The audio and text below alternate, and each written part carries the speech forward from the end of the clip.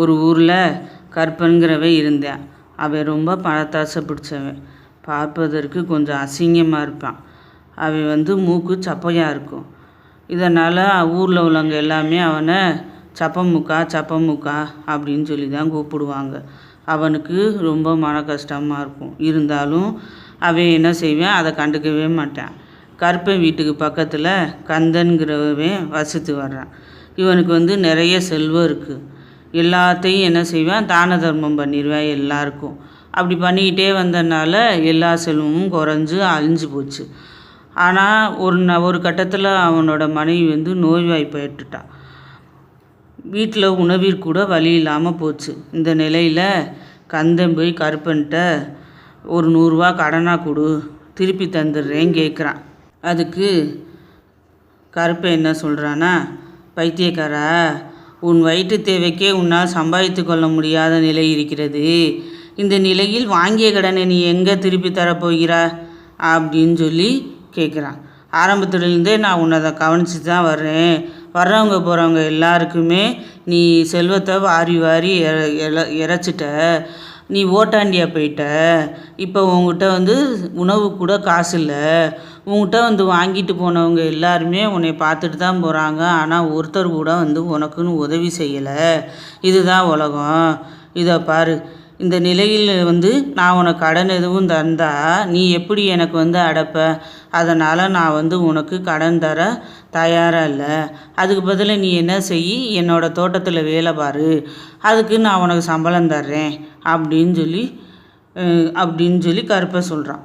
உடனே சரின்னு கந்தனுக்கு இது சரின்னு பட்டுச்சு. ஏன்னா கடனை வாங்கிட்டு போய் சாப்பிட்றத விட உழைச்சி சாப்பிட்றது நம்மளுக்கு மேல் அப்படின்னு சொல்லி கந்தனுக்கும் படவும்.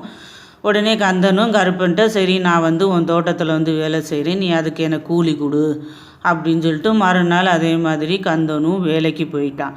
ஆனால் கருப்பன் அதிகமாக வேலை வாங்கிக்கிட்டே இருந்துட்டு கடைசியில் கூலி கொடுக்கவும் அந்த கூலியை வாங்கிட்டு போய் அவங்க வீட்டில் உணவு சமைச்சு அதை வச்சு சாப்பிட்றாங்க. அப்படி தினமும் இப்படி ஒரு 4-5 நாள் போயிட்டுருக்கையில் அவனோட வீட்டு கதவை யாரோ தட்டுறாங்க.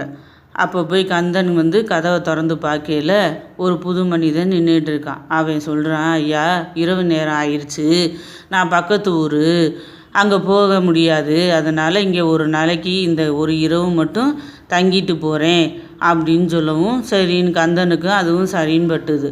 அதனால் என்ன பண்ணுறான், அவன் போய் வீட்டுக்குள்ளே வர வச்சு சாப்பாடை அவன் மனைவி அவன் வந்தவங்க விருந்தாளி அவங்க 3 பேரும் பகிர்ந்து சாப்பிட்டுட்டு நைட்டு தூங்கிடுறாங்க. இரவு கழிஞ்சதும் பகலாகவும் உடனே அந்த விருந்தாளி சொல்கிறாரு, நீங்கள் ஒரு நாள் எனக்கு தங்குறதுக்கு இடம் கொடுத்தீங்க, அதுக்கு ரொம்ப நன்றி. அதுக்கு பதிலாக நான் ஏதாவது உங்களுக்கு தரணும். என்கிட்ட ஒரே ஒரு அதிசய கண்ணாடி இருக்குது. இந்த கண்ணாடியை நீங்கள் 3 பார்த்து ஒருத்தர் 3 முறை எதுனாலும் கேட்டுக்கலாம். அந்த கண்ணாடி தரும், நீங்கள் என்ன கேட்குறீங்களோ அதை தரும், இதை வச்சுக்கோங்க அப்படின்னு சொல்லி கொடுத்துட்டு போயிடுறாரு அவரும்.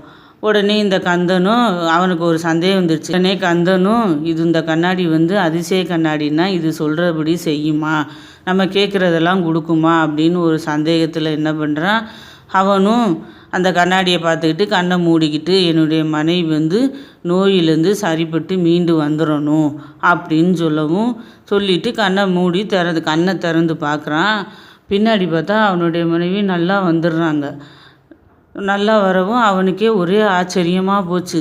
ஆமாம், இது சரியாக தான் இருக்குது, இன்னொன்று கேட்டு பார்ப்போமே அப்படின்ட்டு நான் தங்குறதுக்கு மாட மாளிகையாக வேணும் அப்படின்னு கண்ணை மூடிக்கிட்டு சொல்லிவிட்டு கண்ணை திறந்து பார்க்குறான். ஒரு மாட மாளிகையில் இருக்கான். அவனுக்கு ரொம்ப அதிசயமாக போச்சு. சரி, இன்னும் ஒன்று கேட்போமே அப்படின்னு சொல்லிட்டு அவன் என்ன செய்கிறான்னா, 3வது கேள்வி எனக்கு நான் இழந்த செல்வத்தெல்லாம் மீண்டு எனக்கு கொடுங்க அப்படின்னு சொல்லி கேட்கவும் கண்ணாடி பார்த்தா இழந்த செல்வத்தெல்லாம் அவனுக்கு மீண்டு கொடுத்துருச்சு. மீட்டு கொடுக்கவும் உடனே ரொம்ப சந்தோஷமாயிடுச்சு. ஆகா அப்படின்னு சொல்லி அவன் ரொம்ப பெரிய செல்வந்தனாக வந்துட்டான்.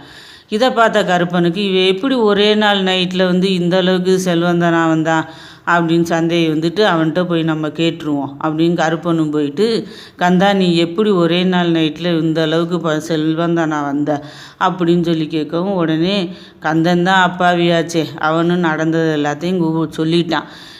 இப்படி ஒரு விருந்தாளி வந்தாங்க, நான் சாப்பாடும் தங்குறதுக்கு இடம் கொடுத்தனால அவர் எனக்கு ஒரு பரிசு கொடுத்துட்டு போனார், இதுதான் அதிசய கண்ணாடி கொடுத்துட்டு போனாருன்னு சொல்லவும் உடனே கருப்பனுக்கும் ஆசை வந்துருச்சு.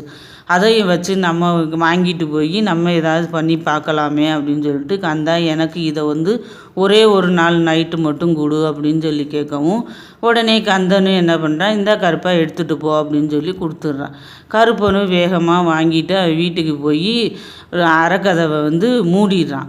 மூடிட்டு உள்ளே போய் நின்றுக்கிட்டு எல்லோரும் நம்ம சப்பமுக்குன்னு சொல்கிறாங்கல்ல, இந்த கண்ணாடி முன்னாடி நின்று நமக்கு மூக்கு நீளமாக வரணும்னு சொல்லி பார்ப்போமேந்தான் எனக்கு மூக்கு நீளமாக வரணும் அப்படின்னு சொல்கிறான். உடனே பார்த்தா அந்த மூக்கு பெருசு கொக்கு மூக்கு மாதிரி 1.5 அடி நீளத்துக்கு பெருசாக வளர்ந்துருச்சு. கண்ணை திறந்து பார்க்கவும் ரொம்ப ஒருமையாக திடுக்கிட்டு பார்க்குறான். என்னோட இம்புட்டு பெரிய மூக்காக வந்துருச்சு அப்படின்னு சொல்லிட்டு உடனே ஆத்தாடி அப்படின்னு ரொம்ப அசிங்கமாக போயிருமே வெளியே பார்த்தா அப்படின்னு சொல்லிட்டு திருப்பி கண்ணாடியை பார்த்துட்டு எனக்கு மூக்கே வேணாம், நீளமான மூக்கு வேணாம் அப்படின்னு சொல்லவும் பார்த்தா மூக்கு சப்பலிஞ்சு ஒரு சுத்தமாக மூக்கே இல்லாமல் போய் வந்துருச்சு. திருப்பி அதையும் பார்த்து ரொம்ப திடுக்கிட்டு, என்ன அதுக்கு நம்ம பழையபடி சப்ப மூக்கே இருந்தால் பரவாயில்லையே அப்படின்னு கண்ணாடியை பார்த்து நினைச்சான்ல, உடனே கண்ணாடியை அவனுக்கு பழையபடி சப்ப மூக்கை கொடுத்துருச்சு. கொடுக்கவும் நல்ல வேலைக்கு இந்த சப்ப மூக்கு வந்துருச்சுன்னு சொல்லிட்டு திருப்பி அந்த கண்ணாடியை பார்த்து ஏதோ கேட்குறான். ஆனால் அந்த கண்ணாடி தான் 3 தடவை தானே நிறைவேற்றும். அதுக்கப்புறம் செய்யவே இல்லை. திருப்பி அவன் என்னென்னமோ கேட்டான், ஆனால் அந்த கண்ணாடி அவனுக்கு செய்யவே இல்லை. அதே மாதிரி நம்ம என்றைக்குமே பேராசையும் படக்கூடாது. கந்தனை மாதிரி எல்லாருக்கும் நம்மளும் உதவி பண்ணி வாழணும்.